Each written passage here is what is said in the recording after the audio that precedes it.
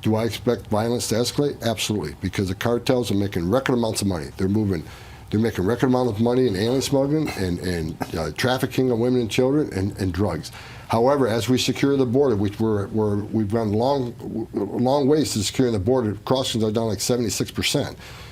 We're taking money out of their pocket. They're not going away quietly, and that's why President Trump designated them terrorist organizations. I would send a warning to them. You heard a border patrol agent, you heard a soldier. The wrath of President Trump's going to come down. Does that? The world of narco-trafficking is notoriously violent, but some acts are so audacious they provoke an international response. Earlier this year, this line was crossed with the shocking assassination of a high-profile Mexican law enforcement official, a man celebrated as a super cop. This wasn't just another casualty in the drug war, it was a direct message. Intelligence reports quickly pointed the finger at the Jalisco New Generation Cartel, or CJNG, and its notoriously elusive leader, Nemesio Oseguera Cervantes, better known as El Mencho. The slain official was reportedly a key figure behind the successful capture and extradition of El Mencho's own son, making the hit a deeply personal and brutal act of revenge that echoed across the border. El Mencho is not your average cartel boss. He is considered by many to be the most powerful and dangerous drug lord in the world today, a ghost who commands a global criminal empire with ruthless efficiency. Starting as a small-time avocado farmer and police officer, he built the CJNG into a paramilitary force known for its extreme violence, sophisticated weaponry, and aggressive expansion. The cartel doesn't just traffic drugs, it engages in kidnapping, extortion, and fuel theft, operating more like a rogue state than a simple criminal gang. The killing of the super cop was a stark reminder of El Mencho's power and his willingness to eliminate anyone who stands in his way, no matter how high profile or protected they might seem. This assassination was strategically significant because it demonstrated the CJNG's ability to penetrate the highest levels of Mexican security. It sent a chilling message to law enforcement on both sides of the border: no one is safe. For years, El Mencho has successfully evaded capture, using a combination of fear, corruption, and tactical cunning to stay one step ahead of the authorities. The U.S. State Department has put a massive $15 million bounty on his head, one of the largest rewards ever offered for a fugitive. This brazen murder was a direct challenge to the authority of the Mexican state, and by extension, its American partners in the drug war, forcing a response that would change the rules of the game. The incident immediately escalated tensions between the United States and Mexico. For Washington, the killing of a key partner in the fight against cartels was an unacceptable provocation. It highlighted the limitations of Mexico's strategy and raised serious questions about the security of U.S. personnel operating in the country. The act was perceived not just as an internal Mexican problem, but as a direct threat to American national security interests.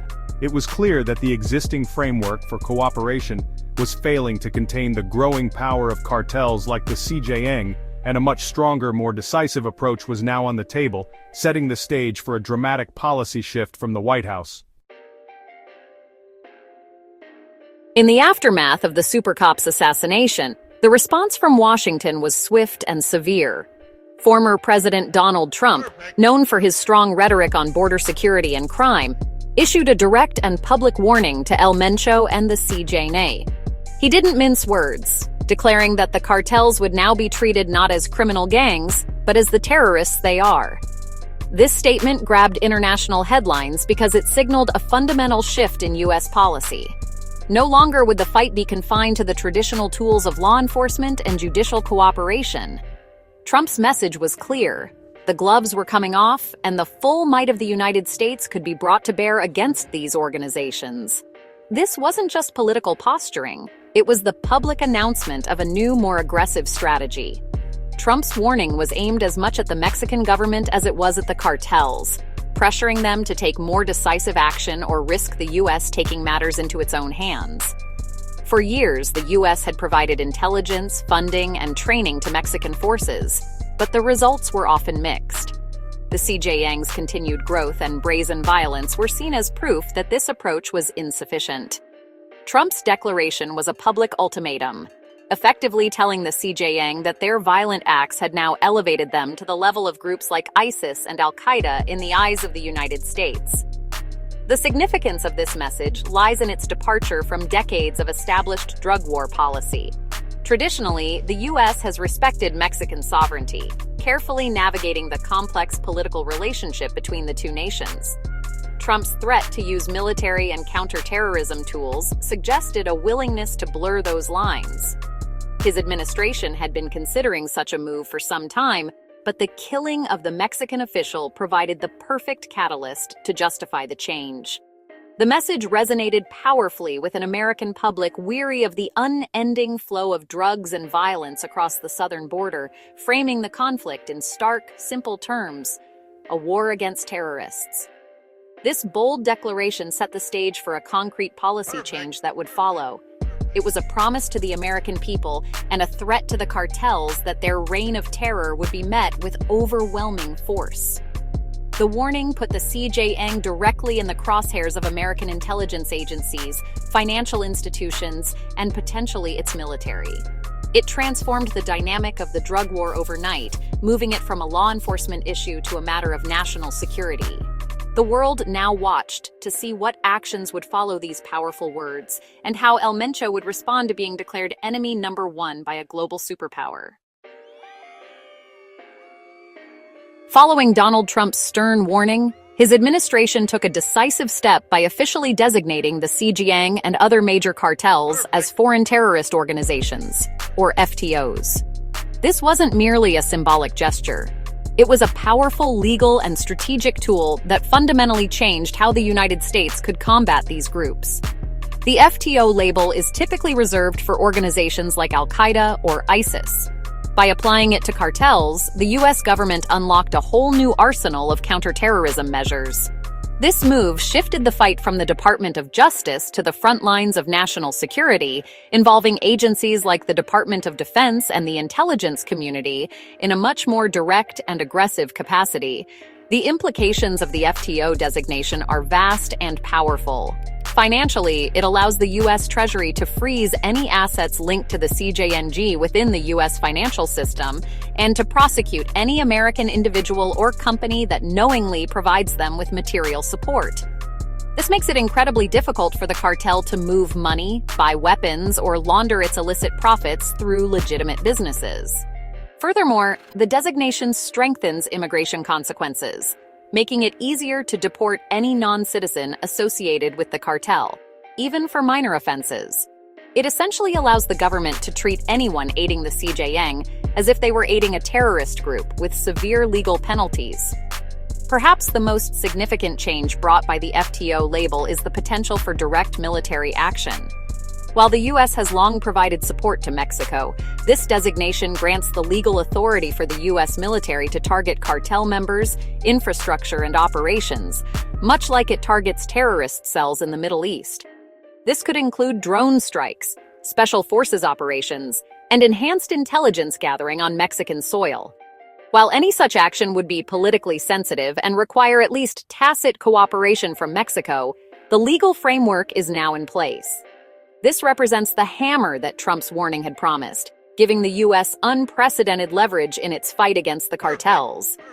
This new policy has been complemented by a series of major law enforcement victories that have weakened the CJNG's leadership structure. In March 2025, El Mencho's son, Ruben Oseguera, known as El Menchito, was sentenced to life in a U.S. prison. A few months later, his brother-in-law, Jose Gonzalez Valencia, received a 30-year sentence. These long prison terms for key family members send a powerful message that the U.S. judicial system will relentlessly pursue and punish cartel leaders who are brought to justice. These successful prosecutions, combined with the new FTO designation, represent a multi-pronged assault on the CJNG's command, control, and operational capabilities. The FTO designation and the intensified U.S. posture have placed the U.S.-Mexico relationship under considerable strain, creating a delicate balance between cooperation and conflict. On one hand, collaboration has seen some notable successes. In a sign of goodwill, Mexico extradited 29 high-level cartel figures to the United States in early 2025, including notorious kingpins. This act demonstrated a renewed commitment from the Mexican government to work with its northern neighbor to dismantle the leadership of these powerful criminal organizations. This level of cooperation is crucial, as American intelligence and resources are most effective when paired with Mexican law enforcement's on-the-ground presence and legal authority.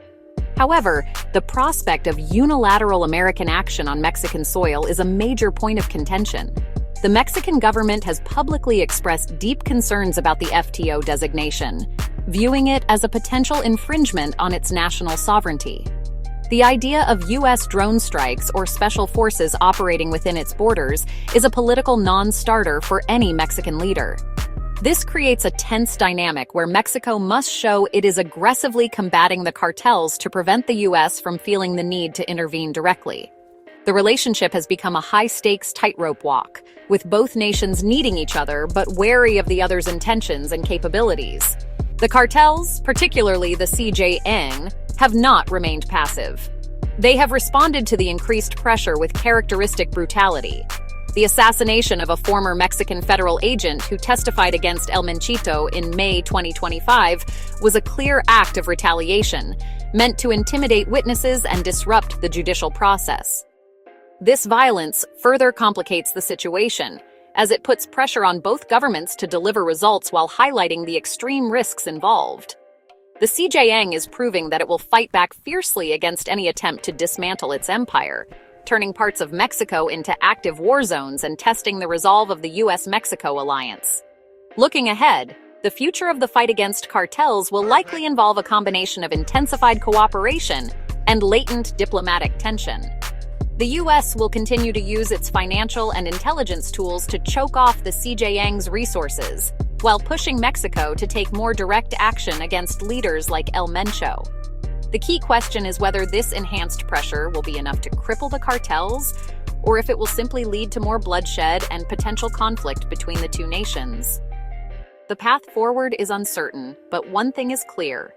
After the killing of the super cop and Trump's historic declaration, the war on drugs has entered a new, more volatile and unpredictable chapter.